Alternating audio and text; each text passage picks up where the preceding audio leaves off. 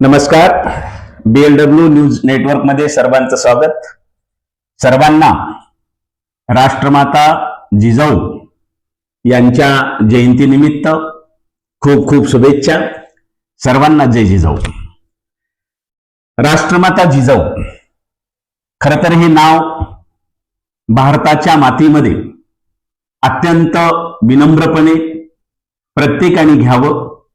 या नावाची प्रेरणा या मातेनं जो या भारतासाठी जो त्याग केलेला आहे तो त्याग आपण समजून घेतला पाहिजे. हीच राष्ट्रमाता आहे ज्या राष्ट्रमातेने 2 छत्रपती या भारताच्या मातीला दिले.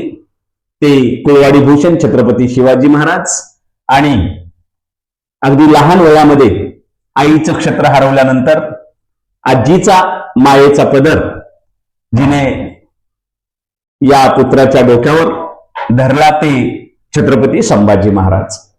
खरं तर राष्ट्रमाता जिजाऊ यांचा जन्म हा सिंदखेड राजा महाराष्ट्रामध्ये झाला. त्या लखुजीराव जाधव यांच्या वीर कन्या होत्या. कारण लहानपणीच त्या दांडपट्टा शिकणे असेल, घोडेस्वार असेल, तलवारबाजी असेल, हे युद्ध कलेचं जे शिक्षण आहे हे सर्व शिक्षण राष्ट्रमाता जिजाऊंनी अगदी लहानपणी घेतलं. म्हणून त्या वीर कन्या होत्या. त्या पुढे 8व्या-9व्या वर्षी अत्यंत थाटामाटामध्ये मालोजीराव भोसले यांचे चिरंजीव शहाजीराजे भोसले यांच्यासोबत त्यांचा विवाह संपन्न झाला.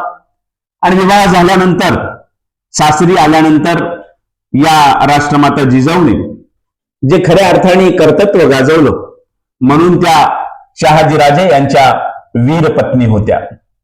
पुढे त्यांनी छत्रपती शिवाजी महाराजांना जन्म दिला. त्या शिवबाला घडवलं, त्यांच्या समोर स्वराज्याचं मोठं स्वप्न दिलं आणि ते प्रत्यक्षात घडून आणलं. अशी माता निश्चितच या भारत मातेने खऱ्या अर्थाने राष्ट्रमाता जिजाऊच्या रूपाने दिली. आणि म्हणून राष्ट्रमाता जिजाऊ या एक वीर माता होत्या. पुढे सईबाईचा मृत्यू झाल्यानंतर अगदी लहान वयामध्ये छत्रपती संभाजीराजे यांना सांभाळण्याची जबाबदारी पुन्हा राष्ट्रमाता जिजाऊने तेवढ्या सक्षमपणे घेतली. आणि संभाजी राजांना सुद्धा अगदी शूर बनवलं, वीर बनवलं. आणि म्हणून त्या वीर आजी होत्या. म्हणजे या जगतामध्ये असं एकमेव नातं आहे की त्या वीर कन्येच्या रूपाने, वीर पत्नीच्या रूपाने, वीर मातेच्या रूपाने, वीर आजीच्या रूपाने सर्वश्रेष्ठ ठरल्या. म्हणून राष्ट्रमाता जिजाऊ हे व्यक्तिमत्व अत्यंत श्रेष्ठ असं आहे. यांच्या संदर्भात एक शाहीर असं म्हणतो की जिजाऊ अगदी समर्पक. जिजाऊचं कार्य काही ओळीमध्ये शाहीर व्यक्त करतो आहे. जिजाऊ तुम्ही नसता तर नसते दिसते मंदिरावरचे कळस. जिजाऊ जिजाऊ तुम्ही नसता तर नसते दिसते मंदिरावरचे कळस. जिजाऊ तुम्ही नसता तर नसते दिसते अंगणात तुळस. जिजाऊ जिजाऊ तुम्ही नसता तर नसते दिसते सुहासनीच्या कुंकू भाळी.